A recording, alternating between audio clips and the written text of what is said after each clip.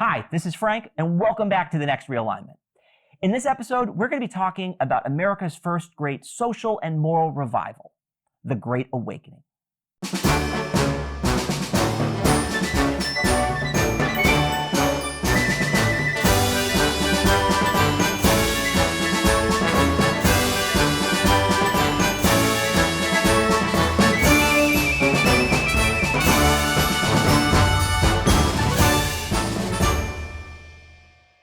In 1739, a young preacher from England launched a tour of the American colonies, a visit that irrevocably changed America. As this young man traveled from colony to colony, he gave sermons out of doors with a booming voice that eventually carried over crowds that reached the tens of thousands. And his sermons, they were unlike anything anybody in the American colonies had ever heard before.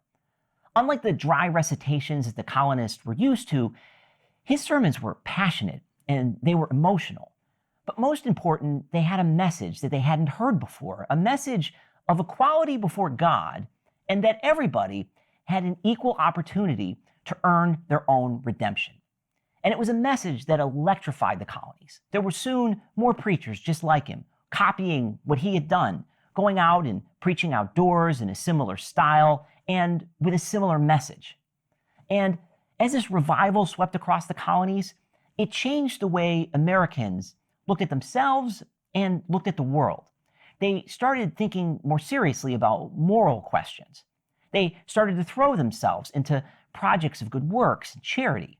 And probably most important, they began agitating for change, to change the world around them. This revival, it burned for years and years and years, all the way up to the eve of the American Revolution. A revolution that was launched against a system of government and a king that the American people believed was unjust and immoral. This young man's name was George Whitefield, and the revival that he sparked is called the Great Awakening. And it's not just an important story in American colonial history.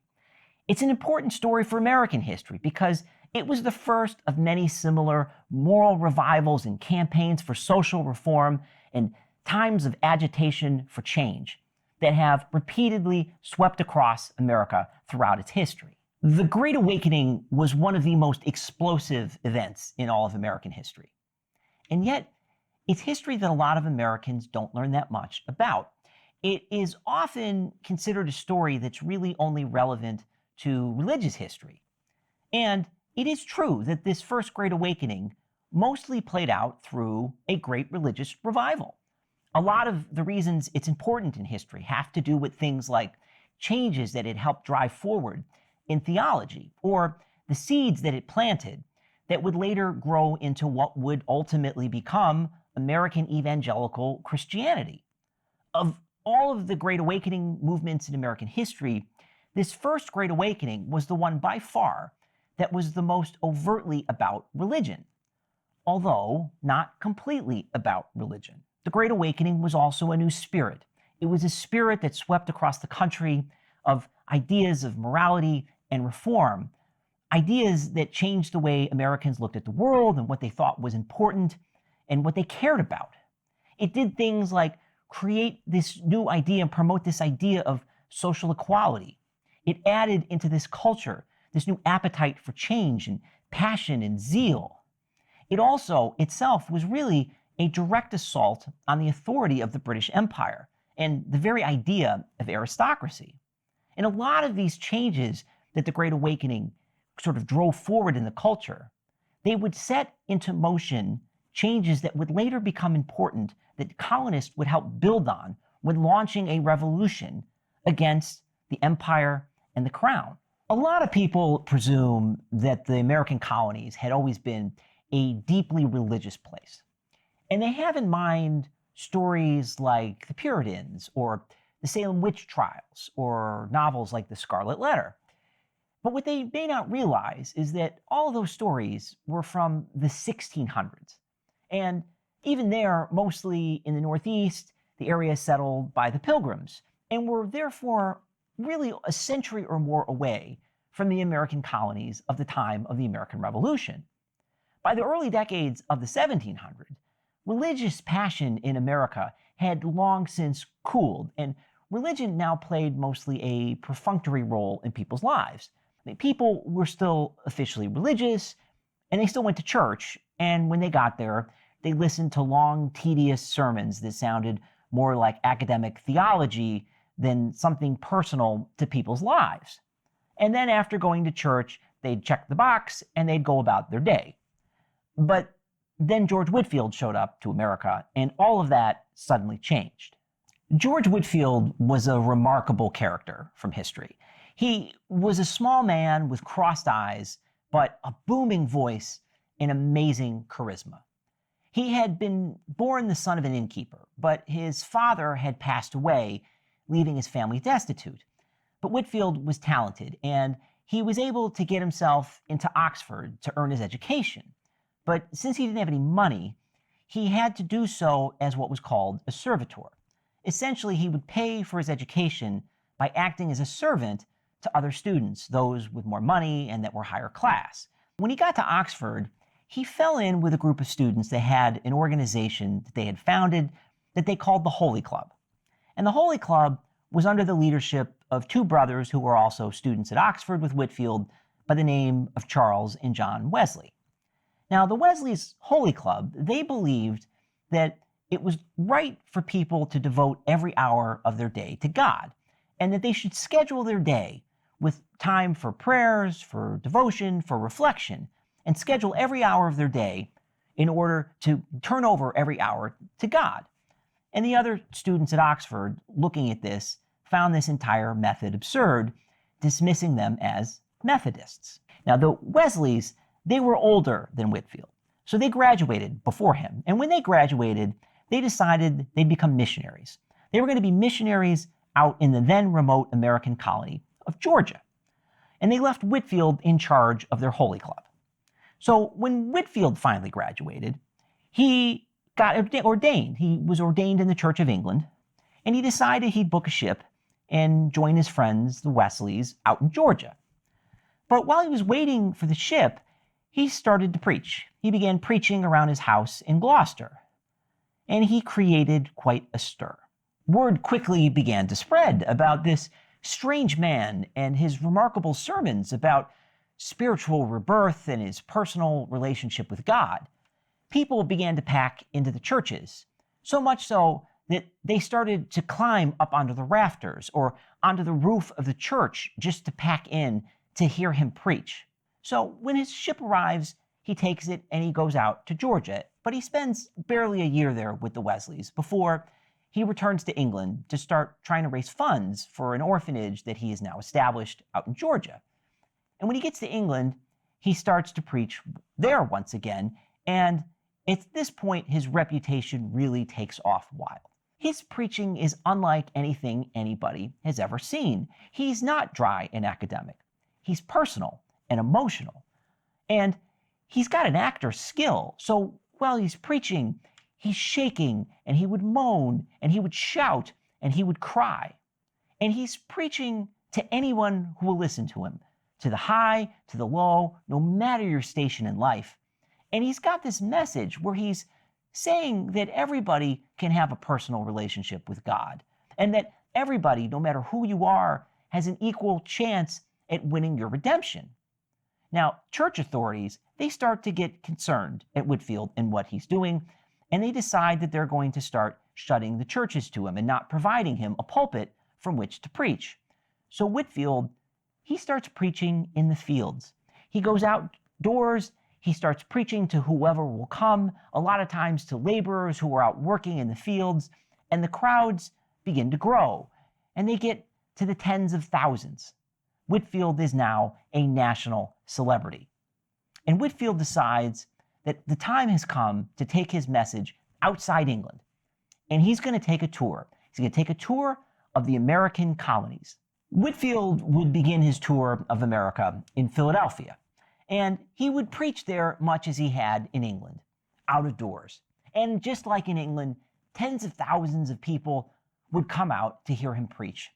And they would marvel at his passionate personal style, but also his unique message. because while Whitefield was a Calvinist, meaning he believed in predestination, he would emphasize everywhere he went that everybody could have a personal relationship with God, and that you didn't need to work through the established churches. You yourself could have a relationship. And also, he would emphasize that everybody, no matter who you were, no matter what your status was in society, you could be redeemed.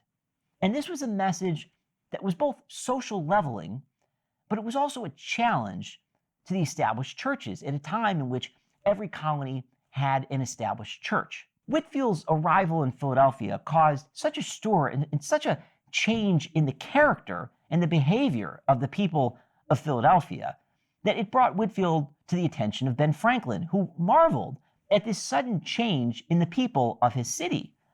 And Franklin sought Whitefield out and he befriended him. And they became friends throughout their lives, and Franklin became one of Whitefield's greatest supporters. In fact, the building in which he would found what would become the University of Pennsylvania, it was originally built as a hall to give Whitefield a place in Philadelphia to preach. Whitefield, as he continued his tour then, he would go from city to similar results. Newspapers would announce his arrival as if he was the arrival of some great rock star, and people would come out in the tens of thousands to hear him, and everywhere he went, he caused a change in the behavior of the people. There would be a great religious revival left in his wake, and people would start to think and behave differently than before. So by the time Whitefield left America in 1740, he was now, without question, the greatest celebrity in all of the American colonies. By the time Whitefield had finished his visit to America, the entire culture of the American colonies had noticeably changed. People had filled the churches up once again. They had embraced this new passionate type of religion, and they were out now seeking the redemption of which Whitefield had preached. And before long, there was an army of similar preachers trying to copy what Whitefield had done, his message and his style. They too would preach outdoors. They had a similar style where they would moan and cry, and they preached the same message of redemption and a personal relationship to God. It's not fair to say Whitefield was solely responsible for this revival. There were other figures of note. There were people like Jonathan Edwards, who had given his famous sermon about sinners in the hands of an angry God. But it's probably more fair to say that Whitefield, when he arrived in America, had found timber scattered about, dry timber, that he had then set alight. A lot of the established churches and the established church hierarchies, they really did not like this new revival. They didn't like the social leveling message. They didn't like the preaching outdoors. They didn't like the enthusiastic style with the shaking and shouting and crying. And they really, really didn't like the mixing of congregations and denominations. These preachers weren't just preaching outdoors. They were preaching to mixed groups from all sorts of different churches, creating sort of a united Christian identity, one that was quite threatening to all of the established churches of the colonies. And it set off a war within the churches between the traditionalist old lights and these new lights of the revival. This revival would burn for years and years and years, really up to the eve of the American Revolution. And Whitefield, he himself would make 7 separate trips to the colonies throughout his life. He would come back, and each time he would be greeted as a great celebrity. And in fact, he even died in America in 1770 in Boston, where he's buried. The Great Awakening had a dramatic impact on America. I mean, for one thing, it spread these ideas of social equality and social leveling in its preaching to working people in the fields, or preaching this idea that everybody was equal before God and everybody had an equal chance at redemption. It was sort of spreading this notion that everybody was in their heart equal.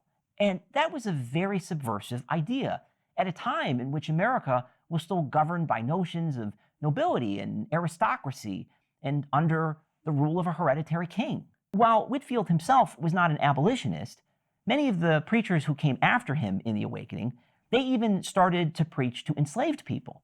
because they believed that whoever you were, no matter your station in life, you were all equal before God and entitled to a chance at redemption.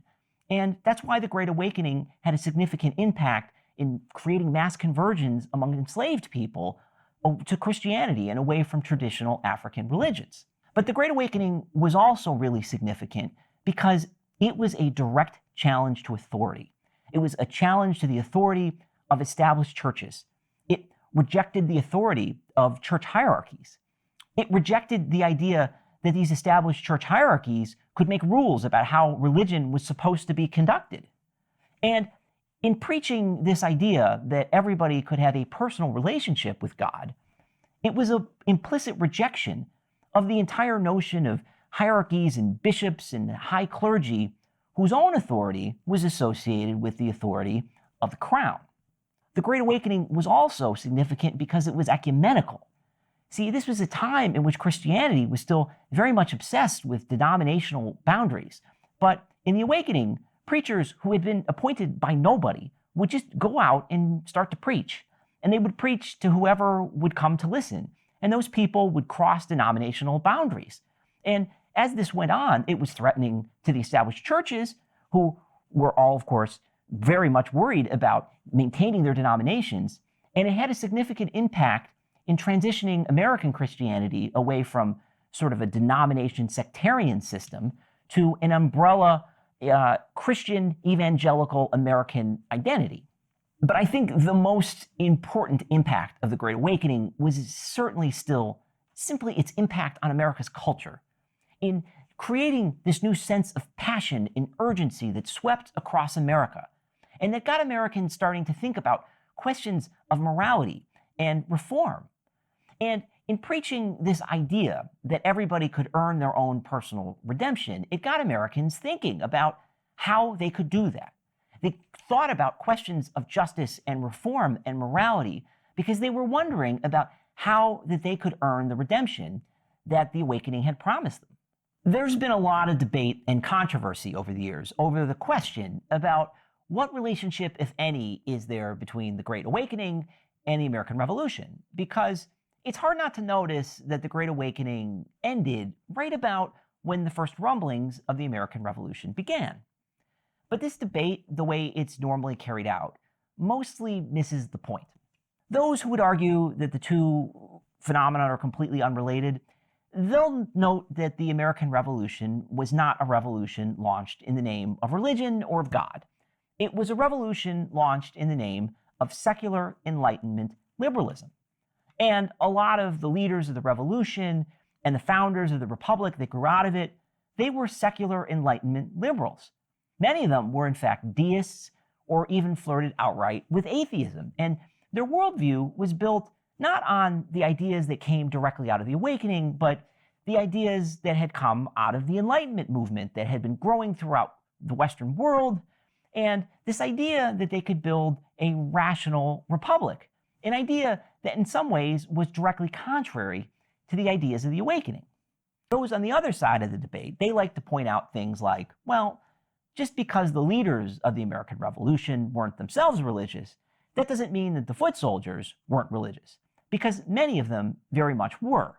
And it's also true that many of the preachers of the era with Awakening-style preaching were preaching revolution from their pulpits. So just because the revolution wasn't launched to advance the ideas of the Awakening, that doesn't mean that Awakening ideas didn't influence the revolution. Both sides of this debate, the way it's carried out, are missing the actual point of the Awakening and why it mattered. Because the reason the Awakening mattered wasn't just because it was a religious revival. The American Revolution wasn't just a war over the best system of government. It was, for many Americans, a sacred war over a very serious issue of right and wrong. Britain, to them, wasn't just an imperfect master. It was a corrupted tyrant, and its rule over the American colonies was unjust and immoral. Revolution to them wasn't simply beneficial or even necessary. Revolution was a moral duty to right a very serious injustice and wrong. And the ideas that the Awakening had put into circulation in America, These ideas like social leveling, or challenging authority, or moral zeal, or passionately engaging with the world to try to make things better, these were all ideas that could support a religious revolution, but they were also ideas that could support a political revolution as well. So when this new spirit hit America, and Americans started looking at the world differently and started caring about different things, people naturally brought whatever moral framework they carried with them to try to translate this new spirit into action. And if you were somebody whose moral framework was mostly grounded in religion, then naturally you would channel this new spirit into things like religious revival and campaigns for good works. But if your moral framework was different, if it was grounded in something like, say, Enlightenment liberalism, then maybe you would start channeling the same spirit in the air into things like a political revolution against a tyrant king. And when you start to see awakenings this way, is about more than just religious revival, but about a moral revival in a spirit of social reform that washes over America, then suddenly these events no longer really look like separate events. They start to look like two different aspects of the same event. The Great Awakening was a foundational event in American history. And there's an argument that the entire American Republic is built upon its influence.